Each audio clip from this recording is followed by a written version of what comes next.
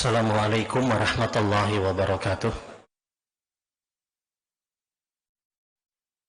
Alhamdulillah nahmaduhu wa nasta'inuhu wa nastaghfiruh wa na'udzu billahi min syururi anfusina wa min sayyiati a'malina. May yahdihillahu fala mudilla lahu wa may yudlil fala hadiyalah. Asyhadu an la ilaha illallah wahdahu la syarikalah wa asyhadu anna Muhammadan abduhu wa rasuluh. Allahumma salli ala Muhammad wa ala ali Muhammad kama sallaita ala Ibrahim wa ala ali Ibrahim innaka Hamidum Majid. Allahumma barik ala Muhammad wa ala ali Muhammad kama barakta ala Ibrahim wa ala ali Ibrahim innaka Hamidum Majid. Ikhwanu fiddin, ibu-ibu, bapak, saudara-saudara, jamaah salat maghrib dan salat isya insyaallah Masjid Ar-Rahim rahimakumullah. Alhamdulillah, mari sama-sama kita bersyukur kepada Allah. Walillahilham. Segala puji hanya senantiasa milik Allah Subhanahu wa taala. Tentunya kita bersyukur kita terus masih diberikan kesempatan untuk beribadah, menjalankan ketaatan.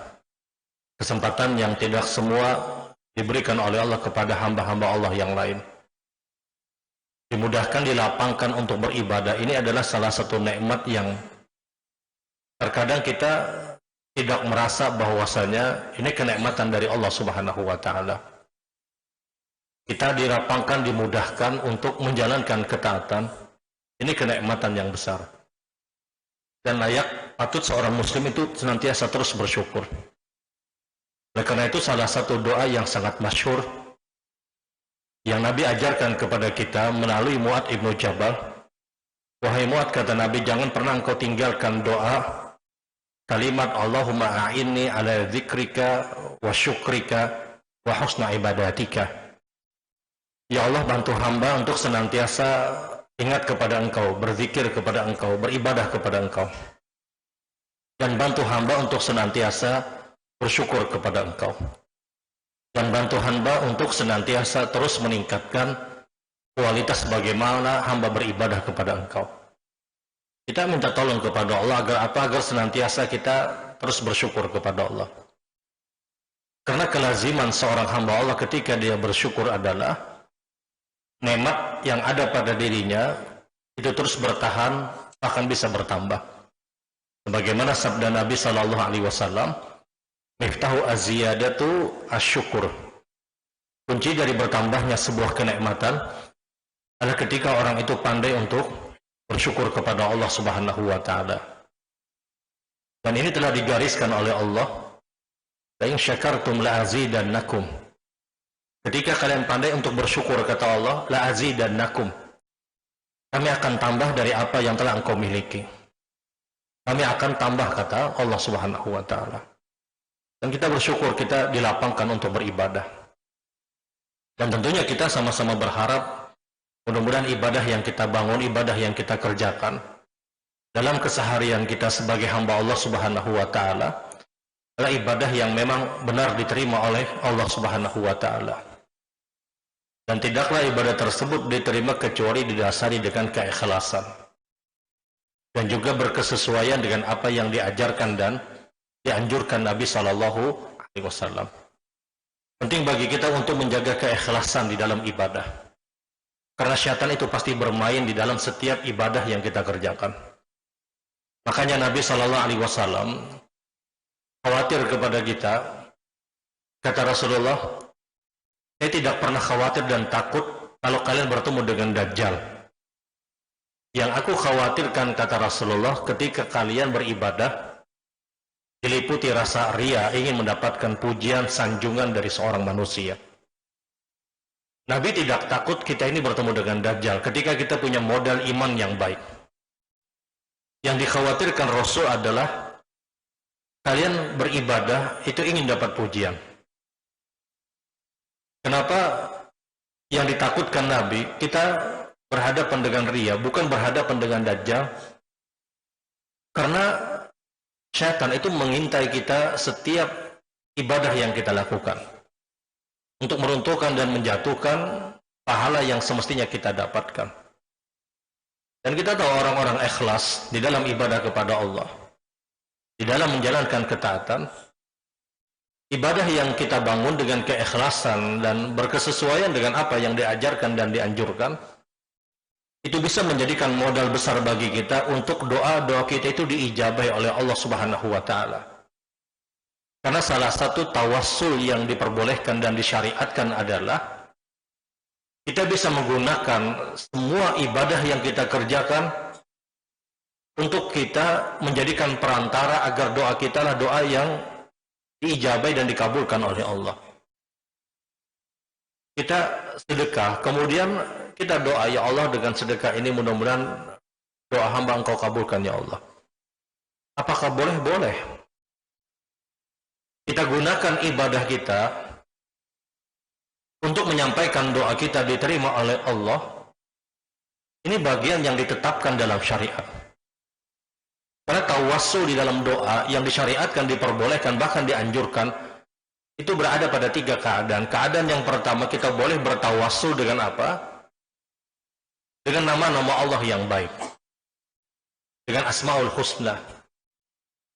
Misal ada orang yang doa, ya Allah, dengan namamu ya Allah, disebutkan nama-nama Allah yang baik.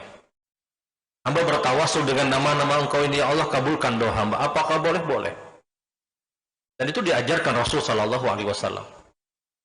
Contoh ketika dia berdoa, Allahumma inni as'aluka bi kulli ismin laka sammaita bihi nafsak aw anzaltahu bi kitabik aw 'allamta ahada min khalqik aw ista'sarta fi ilmi ghaibi indak. Allahumma inni as'aluka bi kulli ismin laka sammaita bihi nafsak. Ya Allah, hamba memohon kepada Engkau dengan semua nama-nama Engkau yang baik, yang telah Engkau beri nama untuk Zat-Mu yang maha mulia. Au alam tahu ahadan min khalqik. Dan hamba bertawassul dengan nama Engkau ya Allah yang telah Engkau ajarkan kepada salah satu makhluk Engkau, Rasul sallallahu alaihi wasallam. Dan hamba bertawassul dengan nama-nama Engkau ya Allah yang tidak hamba ketahui, yang Engkau simpan nanti pada kehidupan akhirat. Kemudian dia doa minta apapun yang dia minta. Tawassul yang seperti ini itu mencakup semua nama Allah yang baik. Jadi tidak perlu dia repot Ar-Rahman, Ar-Rahim, Ar-Razzaq dan seterusnya. Dia tinggal doa, ya Allah, hamba bertawassul dengan semua namamu yang baik. Bi kulli ismin laka sammaita bihi nafsak. Hamba bertawassul dengan nama-nama Engkau yang baik yang telah Engkau turunkan di dalam kitab-Mu. Hamba bertawassul kepada Engkau dengan seluruh nama Engkau yang baik yang telah Engkau ajarkan kepada salah satu makhluk Engkau, Rasul sallallahu alaihi wasallam. Tidak ada orang yang lebih mengetahui berkaitan dengan nama-nama Allah melebihi Rasul sallallahu alaihi wasallam. Kalimat ini, kata para ulama, itu mencakup semua nama-nama Allah.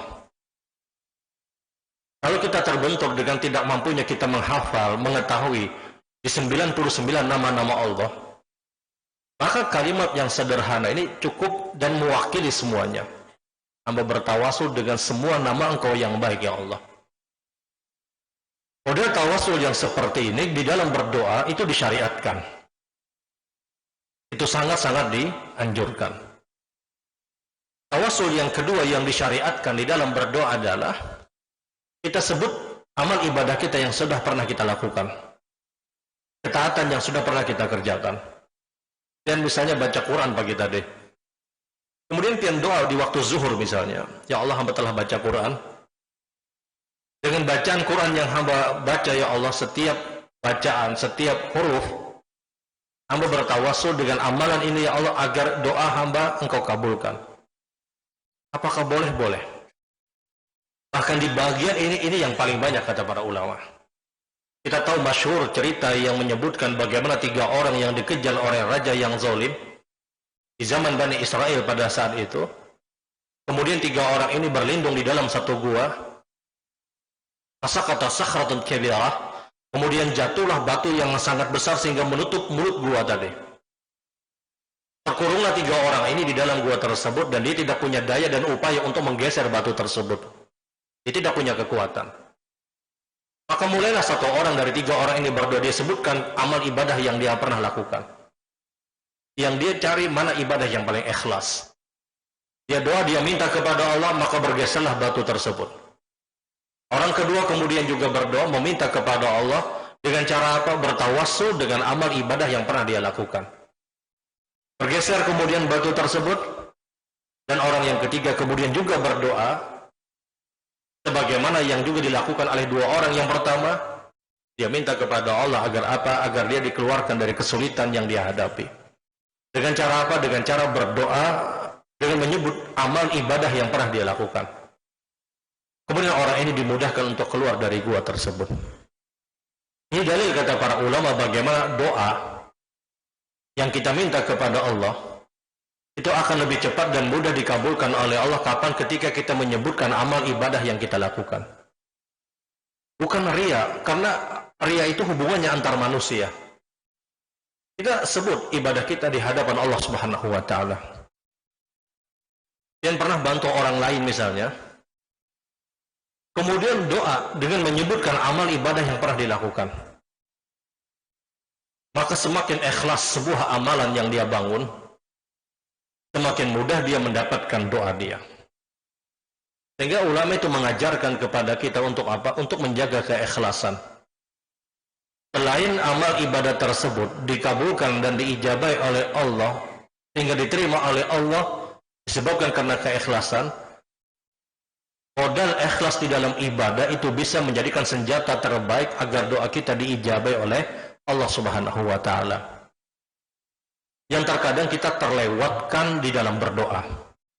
Kita doa, ya Allah hamba mohon ini, ya Allah ampuni hamba, ya Allah rahmati hamba. Tidak masalah. Tapi kita kadang melewatkan bertawassul dengan amal soleh. Tawassul dengan amal soleh itu banyak dilakukan oleh orang-orang terbaik sebelum kita pada saat mereka berdoa. Sekali lagi bukan ria, karena hubungan dia dengan Allah Subhanahu wa taala. Ucapan yang dia ucapkan, doa yang dia minta itu kepada Allah. Sehingga tidak ada kaitannya dengan ria. Nah, apakah ucapan atau permintaan yang dia minta pada saat dia berdoa kepada Allah dengan menyebutkan kebaikan yang dia lakukan, itu menggugurkan pahala yang semestinya dia dapatkan dengan amal saleh yang dia kerjakan? Seluruh para ulama sepakat bahwasanya tidak akan pernah menggugurkan pahala dia. Pahala sedekah telah tetap dia dapatkan. Sebagaimana pernyataan Allah, dzalika fadlullahi yu'ti may yasha. Allah memberikan keutamaan dan kemuliaan apapun yang diinginkan oleh Allah. La junaha alaikum an tabtaghu bi fadli rabbikum, kata Allah. Kalian tidak berdosa, kata Allah. Tidak ada problem, kata Allah. Tidak masalah, kata Allah. Kalian doa, minta sesuatu, apapun yang kalian inginkan. Dengan cara apa? Dengan cara bertawassul dengan amal saleh yang kalian lakukan. Kita sedekah, kita infak, kita sholat, kita baca Quran. Selama itu dibangun dengan keikhlasan, selama berkesesuaian dengan apa yang diajarkan dan dianjurkan, kita dapat pahala. Kemudian kita gunakan amal soleh tersebut untuk dikabulkannya doa kita, tidak akan pernah mempengaruhi dan tidak akan pernah mengurangi pahala yang kita dapatkan. Karena Allah yang menyebutkan, la junaha alaikum, kata Allah. Tidak masalah, kata Allah. Kalian mau minta, silahkan. Sebagian para ahli tafsir menyebutkan bahwasanya ayat ini bicara tentang keutamaan dan kemuliaan Allah Subhanahu wa taala, yang Allah memberikan apapun yang diinginkan oleh Allah. Apapun yang diinginkan oleh Allah. Jadi kalau kita pakai amal kita tersebut untuk mengabulkan doa kita, itu tidak mengurangi pahala kita. Tidak kita katakan ini kita alih fungsikan untuk apa? Untuk doa agar dikabulkan. Tetap dia dapatkan. Dan ini salah satu tawassul yang disyariatkan. Tawassul yang ketiga yang disyariatkan, yang sangat diperintahkan untuk berdoa, adalah bertawassul dengan orang yang masih hidup agar mereka mendoakan kita. Kita datang kepada orang-orang yang kita anggap ya, mereka mengetahui betul bagaimana cara adab berdoa misalnya. Minta agar mereka mendoakan kita, ini tawassul yang diperintahkan. Sebagaimana perbuatan para sahabat radhiyallahu taala anhum yang senantiasa meminta kepada Rasul agar Rasul sallallahu alaihi wasallam mendoakan mereka. Dan tawassul ini hanya berlaku kepada orang yang masih hidup untuk mendoakan kita. Bukan bertawassul kepada orang yang sudah meninggal dunia. bukan bertawasul kepada orang yang sudah diwafatkan oleh Allah Subhanahu wa taala. Aisyah radhiyallahu taala ditanya oleh para sahabat, wahai Aisyah, apa yang kau lakukan ketika Rasul sallallahu alaihi wasallam sudah meninggal dunia? Kami lihat engkau bolak-balik di depan kubur Rasul sallallahu alaihi wasallam. Kata Aisyah, saya hanya ziarah ke makam ke kubur Nabi sallallahu alaihi wasallam. Aisyah tidak pernah meminta agar doa Aisyah itu dikabulkan melalui Rasul yang sudah meninggal dunia. Karena tawassul kepada orang lain untuk mendoakan kita itu hanya berlaku pada orang yang masih hidup, untuk orang yang masih hidup tentunya. Kita mendoakan, minta agar orang lain mendoakan kita, ini disyariatkan. Tapi ketika orang tersebut sudah meninggal dunia, maka tidak ada syariat dan tidak ada perintah untuk apa? Untuk bertawasul kepada orang yang sudah meninggal dunia. Dan ini masuk kepada ranah akidah. Tidak ideal dan tidak diharapkan bertawasul kepada orang yang sudah meninggal dunia.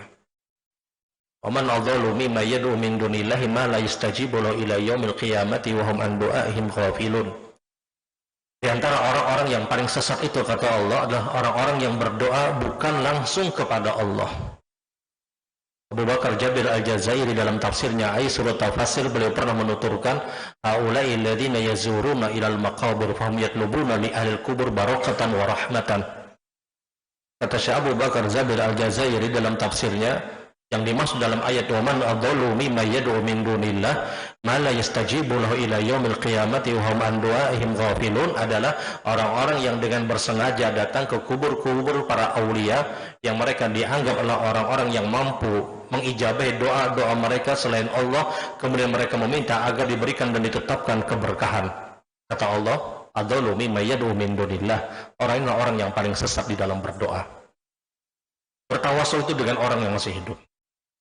Dan di zaman kita hari ini, tidak ada doa terbaik yang paling mudah untuk kita dapatkan dari orang yang masih hidup pada saat kita meminta untuk didoakan, melebihi daripada orang tua kita. Melebihi daripada orang tua kita. Sebagaimana sabda Nabi sallallahu alaihi wasallam, ala sad'awatin mustajabatun la syakka fihinna da'watul madlum wa da'watul musafir wa da'watul walid li waladihi. Tiga antara doa yang sangat mustajab yang tidak ada keraguan di dalamnya adalah doa orang tua untuk anaknya. Orang tua kalau sudah doa untuk anaknya itu pasti diijabahi. Pasti diijabahi oleh Allah Subhanahu wa taala. Mustajab dan tidak ada keraguan, kata Rasulullah. Baik Bapak Ibu yang dirahmati Allah, kita akan kembali bersama dengan waktu terbaik untuk berdoa kepada Allah Subhanahu wa taala pada waktu-waktu yang sudah ditetapkan. Kita tahu ada waktu dan keadaan doa kita itu diijabahi, dan ada keadaan yang lebih diijabahi pada saat kita berdoa kepada Allah Subhanahu wa taala. Yang pertama, doa itu diijabahi dan lebih cepat diijabahi adalah inda safar, ketika kita bersafar. Doa seorang musafir itu mustajab. Tapi doa terbaik bagi seorang musafir ketika dia berdoa adalah inda safar, ketika dia berpergian. Ada orang safar melakukan perjalanan cukup jauh, umroh misalnya 9-10 jam di perjalanan. 9-10 jam ini doa keadaan terbaik bagi seorang musafir berdoa. Kalau ada orang yang bersafar kemudian dia tiba di satu tempat, dia doa di tempat tersebut karena dia musafir, doanya mustajab. Tapi jauh lebih mustajab lagi ketika di tengah-tengah perjalanannya. Yang terkadang terlewatkan bagi orang-orang yang bersafar adalah dia terlewatkan berdoa di tengah-tengah safarnya. Doa seorang musafir itu terbaik kapan inda safar, kata Nabi, ketika dia bersafar, ketika dia melakukan perjalanan.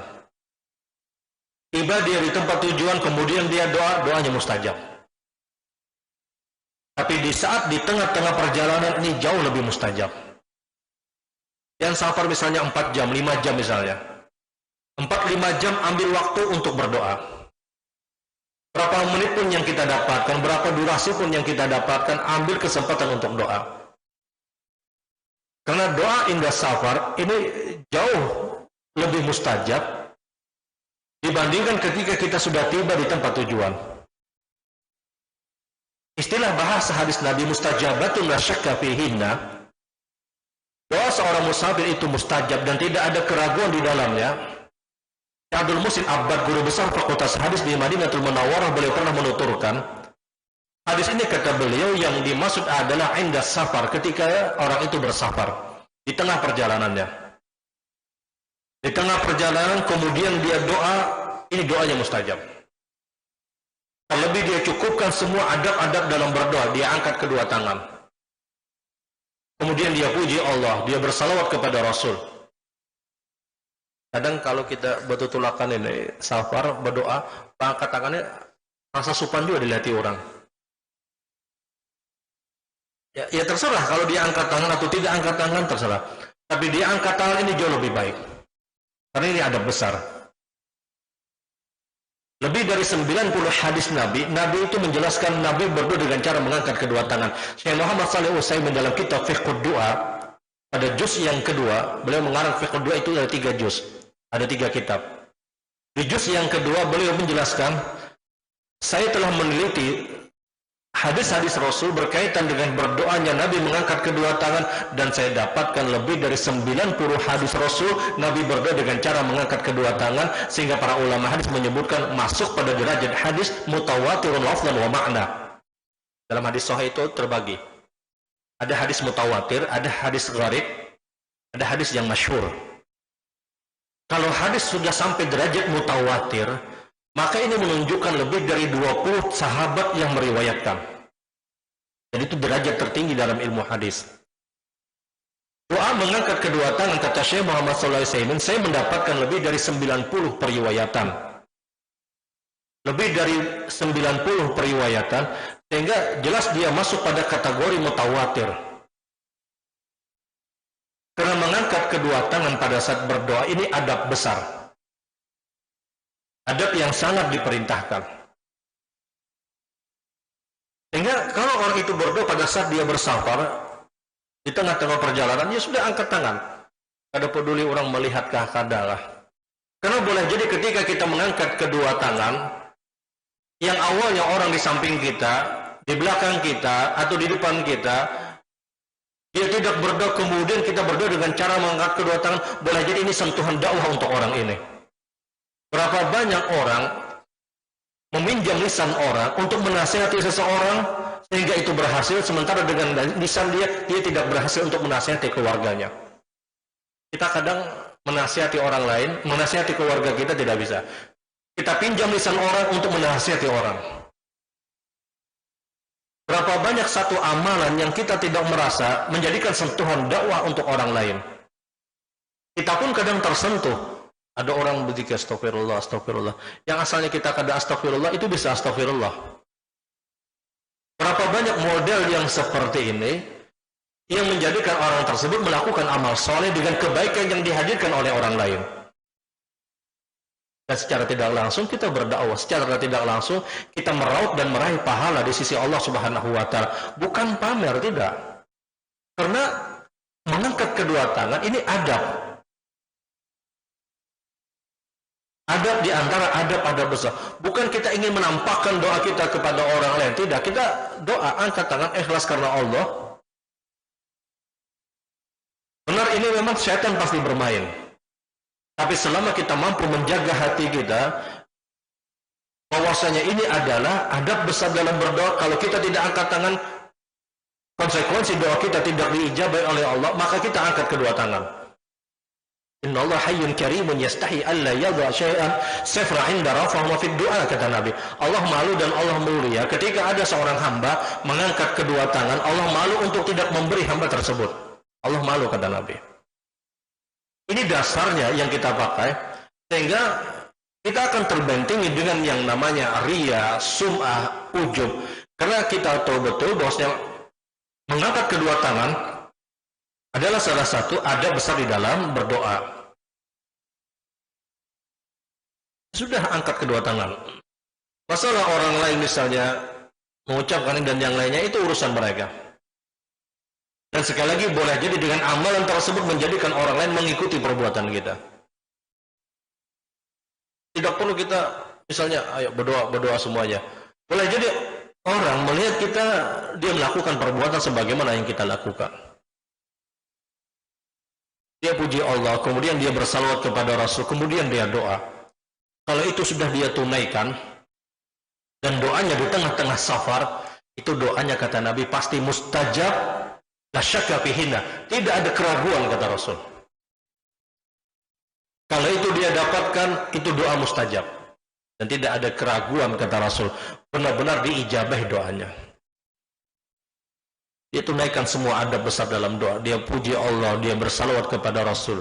Dia yakin doa dia diijabahi. Karena Rasul SAW ingatkan kepada kita, "Ud'ullaha wa antum muqinuna bil ijabah wa 'alamu anna Allah la yaqbal du'a min qalbin ghafilillah." Berdoalah kalian kepada Allah dalam keadaan yakin doa kalian diijabahi, dan Allah tidak akan mengijabahi doa orang yang tidak yakin doanya diijabahi. Kita harus tanamkan, ini doa kita ini pasti kita dapatkan. Rumusannya seperti ini kata para ulama. Doa kita itu pasti dikabulkan ketika bicara urusan akhirat. Doa kita itu pasti diijabahi dan tidak ada keraguan ketika bicara urusan dunia.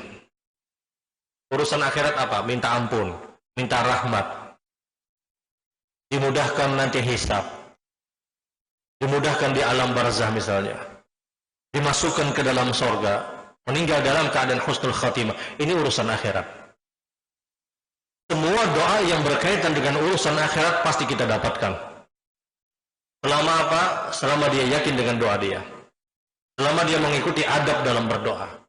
Selama dia menghindari dua perkara yang menghalangi doa dia untuk diijabahi. Apa dua hal tersebut? Harta yang dia dapatkan bukan dari jalan-jalan yang haram. Sebagaimana hadis Nabi SAW, "Zakara rajulu yutilu fi safari ash'as akbar yamudu yadi ila sama, ya Rabbi ya Rabbi ya Rabbi, wa matun haram wa mashrabu haram wa ghudhiya bil haram, fa anna istajabu lidzalik." Ada orang yang melakukan perjalanan safar kata Nabi, ash'as akbar, safar yang sangat jauh dan melelahkan. Terlihat dari rambutnya sangat kusam, kemudian pakaiannya sangat lecak kata Rasulullah. Yang mudu yada ila sama, dia angkat kedua tangannya, ya Rabbi ya Rabbi ya Rabbi, dia panggil Allah ya Allah ya Allah ya Allah. Semestinya doanya diijabahi. Dia musafir, dia angkat kedua tangan, dia puji Allah, semua adab doa dia lakukan, semua adab doa dia lakukan. Semestinya doanya diijabai oleh Allah, namun yang terjadi kata Rasulullah, mat'amu haram, mashrabu haram, ghudhiya bil haram, fa ana istajabu lidzalik. Yang terjadi pada diri orang ini kata Nabi, makanan yang dia makan dihasilkan dari jalan yang haram, minuman yang dia minum dihasilkan dari jalan yang haram, dia hidup dengan harta yang haram, fa ana istajabu lidzalik. Bagaimana mungkin kata Nabi, doa orang ini diijabahi? Ini syarat pertama. Doa kalau ingin dikabulkan dan ijabai, dipastikan makanan yang kita makan itu dihasilkan dari jalan yang halal. Syarat yang kedua, dia bukan orang yang memutus silaturahim. Orang yang memutus silaturahim jangan harap doanya diijabai. Mohon maaf, dia dapatkan Lailatul Qadar, dia dapatkan wukuf di Arafah, tapi model orangnya orang yang memutus silaturahim jangan pernah bermimpi doanya diijabahi. Sebagaimana sabda Nabi SAW, "Ma min muslim yad'u bid'awatin laisa fiha ismun wala qati'atur rahmi." Seorang muslim yang berdoa kepada Allah dan dia bukan orang yang memutus silaturahim, doanya pasti diijabahi. Doanya pasti diijabahi. Tapi kalau dia adalah orang yang memutus silaturahim, jangan berharap doanya diijabahi. Jangan bermimpi doa kita itu dikabulkan, diijabahi kalau kita adalah orang yang memutus silaturahim. Orang memutus hubungan gak ada masalah. Itu urusan orang. Selama kita bukan orang yang memutus silaturahim, maka doa kita akan kita dapatkan. Tapi ketika kita adalah orang yang memutus silaturahim, kita bangun di sepertiga akhir malam misalnya.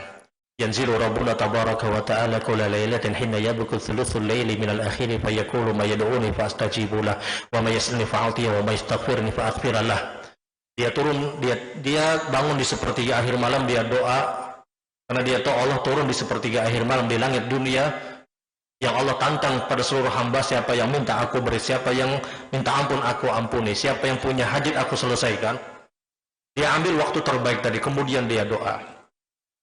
Tapi faktanya dialah orang yang memutus silaturahim, jangan pernah berharap doanya diijabahi. Tidak akan pernah diijabahi. Masalah orang memutus hubungan dengan kita itu urusan orang. Yang penting tetap kita jaga silaturahim. Benar, memang menjaga jarak itu boleh. Mohon maaf, kita tidak suka dengan karakter seseorang, dengan sifat seseorang, dengan kebiasaan orang tersebut, dan kita ingin menghindar dari orang tersebut. Agak menjaga jarak, apakah boleh? Boleh. Selama tidak memutus hubungan. Karena dalam pergaulan ini biasa ada orang yang mohon maaf secara karakter kita tidak menyukai, akhlaknya tidak kita sukai, kemudian kita jaga jarak dari orang ini, apakah boleh? Boleh, tapi jangan memutus silaturahim. Tidak terlalu akrab lagi misalnya dengan orang itu, apa boleh? Boleh. Di grup misalnya, saban komentar hingga komentar ada nyaman misalnya, keluarkan dari grup misalnya. Apakah boleh? Boleh. Modal nang itu keluarkan aja, karena apa? Apakah kita memutus silaturahim? Tidak. Selama dalam pergaulan kita setelah itu, kita masih mengucapkan salam. Karena terkadang di beberapa keadaan kita harus blokir beberapa nomor mungkin. Bukan untuk memutus, tidak.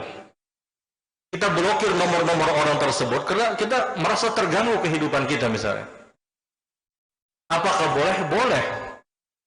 Selama kita bukan orang yang memutus silaturahim. Ketika kita bertemu kita ucapkan salam misalnya. Ketika ada teman orang ini kita titip salam misalnya, ini boleh. Jaga jarak itu boleh. Tapi bukan untuk memutus silaturahim. Dua hal ini dihindari oleh orang-orang yang berdoa, doanya dikabulkan dan diijabahi. Kalau bicara urusan akhirat, pasti dia dapatkan. Dia minta ampun, pasti Allah ampuni. Dia minta rahmat, pasti Allah rahmati. Dia dimudahkan untuk mendapatkan husnul khatimah, dia dapatkan husnul khatimah. Selama urusan-urusan akhirat itu pasti dia dapatkan sesuai dengan apa yang dia inginkan, karena Allah yang berjanji, engkau minta ampun, aku ampuni, kata Allah. Engkau doa minta rahmat, aku rahmati, kata Allah. Bahkan Allah ajarkan langsung kepada Nabi SAW untuk kita berdoa. Contoh, Allah mahtim lana bi husnul khatimah wa la takhtim alaina bi su'il khatimah. Ya Allah, wafatkan hamba dalam keadaan husnul khatimah, jangan kau wafatkan hamba dalam keadaan su'il khatimah. Bukankah itu pelajaran dari Allah kepada Nabi SAW? Kemudian Nabi ajarkan kepada kita. Artinya apa? Orang doa yang seperti ini pasti dia dapatkan, karena Allah yang ajarkan. Semua urusan-urusan akhirat itu pasti kita dapatkan selama kita menyelesaikan adab-adab doa tadi. Tapi masuk pada perkara-perkara duniawi, maka semua bahasa hadis Nabi mustajab, diijabahi. Dan kita tahu diijabahi itu pada tiga kemungkinan. Imma ayu ajjilalahu da'watahu, imma ayu dakhilallahu yaumal qiyamah, wa imma ayu sarifa'an. Kemungkinan yang pertama, kata Rasulullah, dikabulkan sesuai harapan dia. Minta supaya sugih mana misalnya, lebih berduit daripada orang yang berduit misalnya. Apakah dia dapatkan? Ketika dia sudah menyelesaikan adab-adab dalam berdoa, dia dapatkan waktu-waktu terbaik, doanya mungkin diijabahi. Karena ini perkara dunia. Kemungkinan yang kedua, kata Rasul sallallahu alaihi wasallam, yudakhirahu yaumil qiyamah, Allah simpan model doanya ini nanti di akhirat sebagai amal ibadah yang akan, sebagai pahala yang akan dia dapatkan. Kemungkinan ketiga, kata Rasulullah, dialih fungsikan pada nikmat yang lain atau untuk pengguguran dosa yang sudah dia lakukan. Tidak ada yang sia-sia dalam doa kita. Kalau berdoa itu minta negana-gana aja, jangan tanggung. Karena doa kita itu kalau urusan akhirat pasti dikabulkan. Selama kita menyelesaikan adab doa tadi, kita minta ampun, pasti kita mendapatkan ampunan. Allah tidak peduli model dosa yang sudah kita lakukan. Selama kita minta ampun, Allah ampuni. Aznaba dzamban fa'arrafa rabbah. Kata Rasul sallallahu alaihi wasallam di dalam hadis qudsi, ada orang yang melakukan perbuatan dosa, kemudian dia minta ampun kepada Allah, dia tahu dia punya Rabb, dia punya Allah yang Maha Pengampun, dia angkat kedua tangan, dia minta ampun, aku ampuni kata Allah. Fa'alnaba dzamban, kemudian dia melakukan perbuatan dosa yang berulang, kemudian dia minta ampun, aku ampuni kata Allah. Alnaba dzamban, dia kembali melakukan perbuatan dosa, berulang bahkan lebih banyak kata Allah, kemudian dia minta ampun, aku ampuni kata Allah. Fa'ala la ubali, dan aku tidak peduli lagi dengan orang ini. Selama dia, ya Allah ampuni hamba, aku ampuni. Lihat bagaimana rahman dan rahimnya Allah. Kita punya kesalahan, dosa, kita bawa dosa kita seluas langit dan seberat dan sebesar bumi, kemudian kita minta ampun kepada Allah, Allah ampuni. Konsekuensi Allah Ghafar, Allah Ghafur, Allah Maha Pengampun dosa yang berulang, Allah mengampuni semua dosa besar dan kecil adalah setiap permintaan ampunan yang diminta seorang hamba, Allah ampuni. Semua urusan akhirat kita dapatkan pasti ketika kita berdoa. Tapi kalau urusan dunia, ini yang menjadikan 3 kemungkinan tadi. Orang minta diberikan kesehatan misalnya. Boleh jadi dia dapatkan, boleh jadi Allah simpan nanti pada kehidupan akhir sebagai pahala untuk orang ini. Atau Allah alih fungsikan pada nikmat yang lain, yang kita tanpa sadar, kita mendapatkan kenikmatan dari hasil doa yang kita minta, yang semestinya doa yang kita minta itu bukan sesuai dengan apa yang kita dapatkan. Ada orang doa, ya Allah berikan hamba kesehatan, orang sakit misalnya, tapi belum diberikan oleh Allah Subhanahu wa Ta'ala. Boleh jadi orang ini dilapangkan untuk mendapatkan rezeki, yang itu hasil doa dari apa yang dia minta kepada Allah Subhanahu wa Ta'ala. Ingat Bapak Ibu yang dirahmati Allah, tidak ada yang sia-sia dalam doa ini. Doa itu tidak ada yang sia-sia. Ucapan kita Rabbana atina fid dunya hasanah tidak ada yang sia-sia. Permintaan kita, ya Allah ampuni hamba, tidak ada yang sia-sia. Kita punya Rabb, kita punya Allah. Kita punya Allah yang Maha Mampu. Allah ala kulli syai'in qadir. Kita punya Allah yang menyelesaikan semua urusan kita. Kita punya Allah yang menuntaskan semua hajat dan doa kita. Kita hanya bermodal angkat kedua tangan, kemudian kita puji Allah, kita bersalawat, kita minta apapun yang kita minta. Kalau itu semuanya urusan akhirat, pasti kita dapatkan. Minta ampun, minta rahmat, diwafatkan dalam keadaan husnul khatimah, dimasukkan ke dalam sorga, itu kita dapatkan. Selama yakin dengan doa kita, selama menghindari 2 perkara tadi. Apa sulitnya agama Islam? Sampai kata Nabi SAW, idza sa'altumul jannah fas'alul firdaus. Kalau kalian minta sorga firdaus, fa inna 'alaha wa awsataha. Karena sorga firdaus sorga terbaik, letaknya di tengah-tengah sorga yang lain. Maka Rasul perintahkan kepada kita, kalau engkau meminta sorga, kata Rasulullah, maka ucapkan 3 kali, Allahumma inni as'aluka jannataka firdaus misalnya. Ya Allah, memohon kepada engkau untuk dimasukkan dalam surga firdaus. Ulangi 3 kali kata Rasul sallallahu alaihi wasallam, fa innal jannata taqul, maka surga pun akan berdoa kepada Allah, ya Allah fulan telah berdoa kepada engkau agar dimasukkan ke dalam surga, masukkan dia ya Allah, surganya yang minta.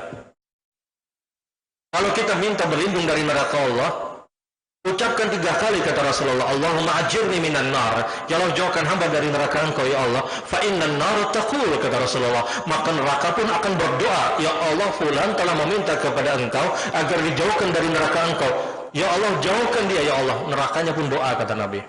Urusan minta surga diulang 3 kali, urusan dijauhkan dari neraka minta 3 kali, dan itu semua pasti didapatkan. Tapi sekali lagi, perkara-perkara dunia, maka dia berada pada 3 kemungkinan. Kemungkinan pertama tadi sesuai dengan harapan kita, dan itu pun ada proses, ada durasi, ada waktu yang kita diuji oleh Allah. Kemungkinan yang kedua, dialihfungsikan pada nikmat yang lain.